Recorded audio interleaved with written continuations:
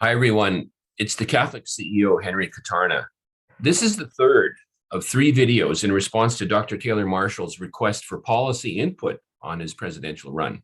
So, Dr. Marshall, you've asked for policy input on your presidential run. I haven't heard too much, and so I wanted to throw in my 2 cents worth. First, a word about the Catholic CEO. We are a consultancy.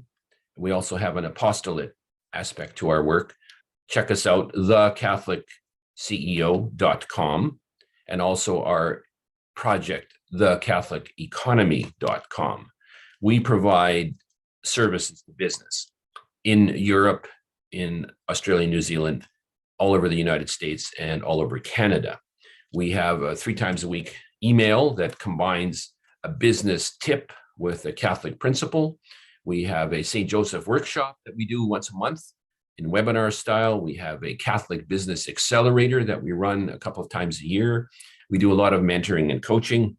We have a video series where we interview exemplary Catholic leaders.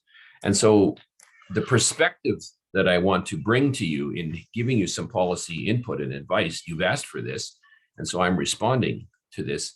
Why do I feel that I have something to offer you? Well, first of all, I am a faithful Catholic. I'm a father and a grandfather. I have children and grandchildren that live in the United States and in Canada. And I travel back and forth and have traveled the world for many, many years in business. And so I'm familiar with your policy issues in a certain way. I have worked not only in business, but I've worked in government at that interface between politics and bureaucracy. I've been a deputy minister of economic development in a Canadian jurisdiction. And I've been also a deputy minister of social services. I've been an assistant deputy minister of labor. I've worked in Treasury Board, which is a cabinet committee that combines finance and policy. And so it's at the senior levels of government. I have helped draft legislation. I have helped create public policy. I also am an economist by training. I'm a consultant. I'm an investor. I run an investment fund for my family, an angel investor group, and I'm a mentor to CEOs. And I'm interested in what you're doing. I'm interested in the idea of a Catholic running for presidency on a Catholic platform. My approach today is that I'm going to be speaking about you're running for presidency in the sense of not whether it's possible or politically expedient or can it be done or how do you gradually, using a gradualism, incrementalism approach, get there. I'm going to talk about an absolute let's go for it and let's do it immediately. So let's have some fun and take a look at how we could do this. I'm going to repeat the main principles under which I think your policy platform should operate. First of all, it should be fully Catholic. Now, I know you've said that, and let's do that, but let's define that. Let's try to create perhaps a think tank approach where we can enumerate these kind of principles, and then you can clearly put out to the public the actual Catholic principles that you're talking about. One example would be subsidiarity. Let's make it increasingly the case that the pendulum goes back and swings the other way, where policies, programs are handled at the lowest level possible, the municipal level, the community level, the state level, leaving the national level for those matters that belong to the national level, like defense or security and things like that. Even going back down to the micro level, the family level, certain policies and certain programs could be actually delegated to the family level. So the doctrine of subsidiarity, which I know you'd be familiar with, everything that you propose and say should be tested against whether it's morally true and ethically right. We should test against the commandments. I think you should approach everything from the sense of, does it promote and improve Catholic virtue, prudence, justice, fortitude, and temperance, faith, hope, and charity? Those would be great governing principles to even articulate, never mind to use. I think you should test your policies against Catholic social teaching, the great encyclicals of the Church, which speak not only about the dignity of the person and human labor and that sort of thing, but talk about timeless principles. Many of the great encyclicals apply not only 50, 80, 100, or 200 years ago, but they're still current in the overall kind of arc of history. They're very current. And so one should be digging those up and creating some policy on those. The precepts of the Church, certainly all policies being governed by proper, right, and true accord with the life issues, the beginning of life and the end of life, and all the other issues in between, including fluidity and things like that. In general, loving acceptance of the person, but not the fault or not the sin. You know what I'm talking about. A policy of reversing the tendency to cancel or ghost. That's not Christ-like. And so you would want to, as a set of policies, push that immediately and start swinging the principle in the other direction. There's an old saying: in essential things, unity; in non-essential things, liberty; and in all things, charity. A great principle to operate under. A general principle of getting rid of Marxist approaches where you divide society into a class struggle where you pit groups against each other. This, as you know, goes on increasingly in the Western world. And you could, as a presidential candidate, begin to swing the thought process back the other way so that people are looked upon as children of God.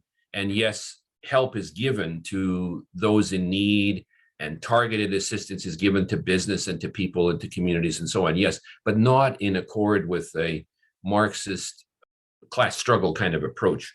In general, equality of opportunity, but not necessarily equality of outcome. This is a foundational principle of the society in America that could be restored. In the end, basing public policy discussion on reality and logic, principles of logic, as opposed to feelings and sentimentality. And I know you know what I'm talking about there as well. So those are some principles.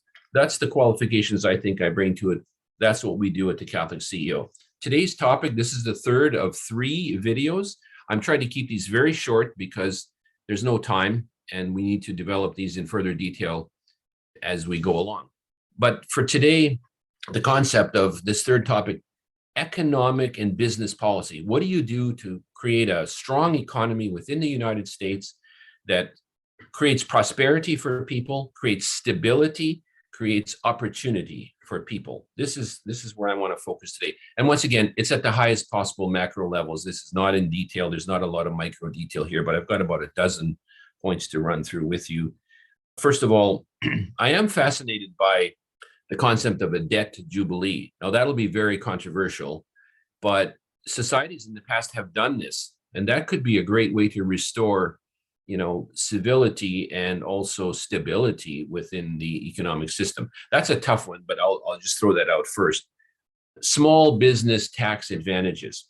Most job creation occurs in the SME category, small to medium enterprise, as you know, and so let us have some concerted efforts to create tax advantages, because the taxation system is used to provide incentives and to promote activity in certain areas. So let's focus on small business. Yes, corporate, important, yes, but small business is where the action occurs. And that's where the greatest level of opportunity can occur, because if we can start numerous small businesses, even within the parish level or the city or regional or community level, growing all the way to the state and to the national and even to the global level. But there's a hierarchy within economic development, and I worked in this area, where you can create a tax advantage for the initial startup business so that the entrepreneurial person can come into the system and begin to get experience and to create some jobs and to create income and stability for their own family. This is very Catholic, and so I hope that you can consider that. The Catholic economy concept, the concept of creating common buying. Let's buy together, let's sell together, let's market together, let's advise each other, let's raise capital together. There's a way to create a Catholic economy, which then can spill over into the national economy. Job creation efforts, incentives to create jobs. There are ways to create jobs with tax incentives that focus on particular sectors. And if you want to restore certain sectors that have been pushed down by certain public policies, or if you want to transition people from jobs that are now no longer relevant to the economy, there are ways to do that. And so a set of policies in that area would be very important. The regulatory burden, the small business community that we work with tell us all the time, the amount of paperwork, the amount of time spent on creating reports, responses, reporting in, chronicling, analyzing. It's off the charts, and it's a disincentive to small business. And so let's work on that. Freedom to operate as a concept, zoning, HOA rules, community rules, very oppressive actually, and very constricting and restricting. And so let us work in that area. Less regulation, political thought, freedom to hold an opinion. People who work in corporate jobs tell us all the time that they're prevented from speaking their true opinion for fear of losing their job. And so in the past couple of years, we've seen a lot of people lose their jobs for conscience reasons. You know what I'm talking about? There's something there that we could do.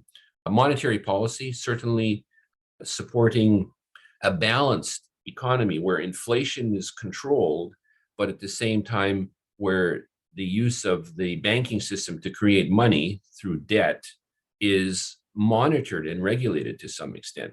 Fiscal policy, that would be your taxation policy. This is a very complex area. Some people think it's even impossible to reform. It's in such a state. But I think that a serious look at fiscal policy and how you tax at the lowest level to promote the family unit, family business, small business, can be a great help to creating a thriving economy and general prosperity for the American people, all within a Catholic context. Family business, I wanted to just spend an extra moment on that. That is a way to promote Catholic family multi-generational approaches. And we rarely hear about family business policy. But if you brought in a platform, Dr. Marshall, of family policy in the family business area, you could strengthen the family, and you could do your part then to create an economic system where the family is respected, and things like a just wage or allowing perhaps traditional family model to be restored, where the father, the husband, goes out to work, the mother, the wife, is at home raising the children, perhaps even schooling the children, that sort of thing. Yes, it's a traditional family model. Much controversy will erupt for it, but really the strength of the family unit is traditionally in that exact model. And you know what I'm talking about. Training, financial incentives, taxation incentives for training young people as they enter the economy, or retraining the older worker as they move from one segment of one industry, one segment to another. This is very important. The ability to provide credit for people. Small business people tell us, as they come to us, that it's impossible to start a business, except maybe a side gig. But to start a business and to borrow money, when you need money, the banks won't lend you the money. You know the story. And when you become big enough to be self-sufficient, you have capital flow to provide enough working capital, well, then that's when the banks want to lend you the money, but you don't need it.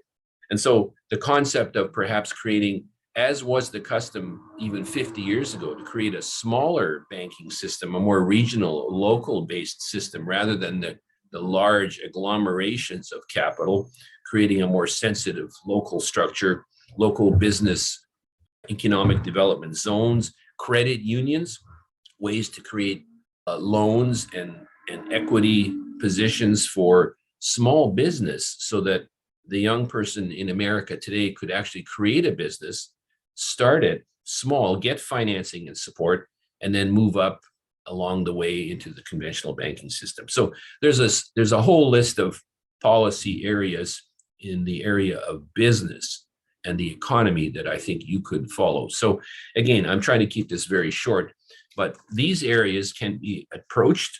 You could create a think tank system where you have many people researching these areas and creating specific policy platforms. And so it's the Catholic CEO, Henry Kutarna. Thank you very much for listening to this.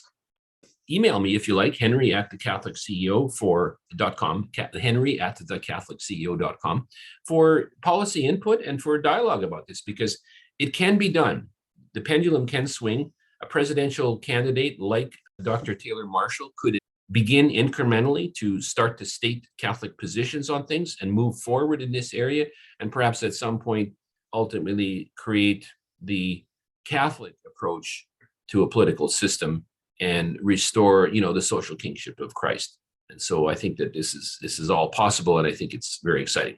So I've tried to give 3 videos then in short form, using the lens, the set of principles by which we would approach things, and then talking about 3 different topics. One being sort of a strategic policy, global policy, another one being family policy, and then the third one being economic and business policy. So God bless you all. And Dr. Marshall, good luck in this approach. And let's have a continuing dialogue about this. God bless you all.